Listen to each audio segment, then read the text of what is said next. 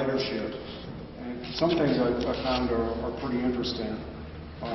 We operated a total of 6 cinder bed trains this year, hauled 608 revenue passengers, and these are gross numbers. These are not sifted and distilled as an accountant would do. But the yield on those was about $50.10 a person. The Cumbers Fiesta trains operated 3 of those with 153 revenue passengers, and the yield was $81.46. We had one Moonlight train, 74 passengers. The yield there was $133.64. The July 4th train was very popular, 192 passengers, and the yield there was $105 per passenger. And currently we have 81 scheduled on the Moonlight dinner train for the 29th. And that keeps growing little by little. One of the other things I looked at was the season-to-date excursion trains through September 13th. We operated 222 trains season-to-date. These are excursion trains only, not the special trains. The number of revenue passengers was 18,608, an average of 167.64 riders a day. So about 168 riders a day is what we've been averaging. And the yield, again, is $104 or $100.74, so right at that $101 mark. The load factor for each class of service was coach was 44.86%, tourist is 51.29%, and parlor is about 49.75%, and the total overall load factor was 45%.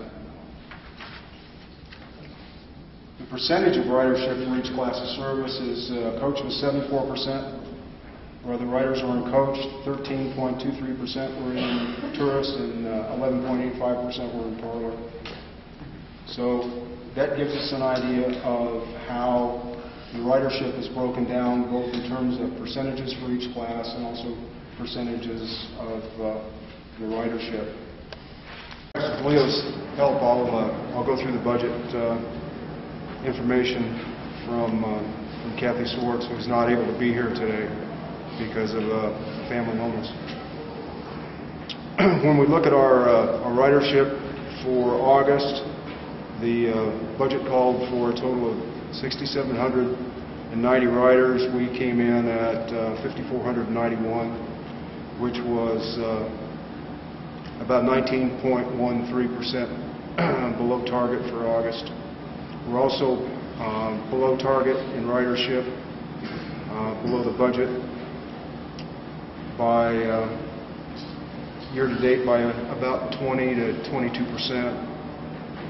When we look at our revenue, our ticket revenue was $513,553 on a budget of $602,000.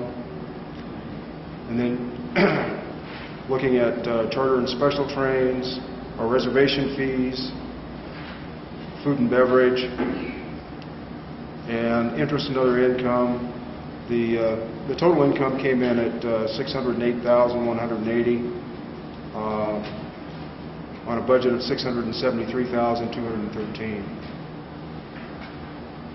Year to date, we're down about 10%. Under food and beverage retail, the cost of goods and services and expenses was $48,820, which is $2,194 above budget. Wages and salaries came in at $103,099. Payroll, taxes, benefits, and other costs were $34, resulting in an actual result of $137,233 on a budget of $193,070. So that gave us an advantage of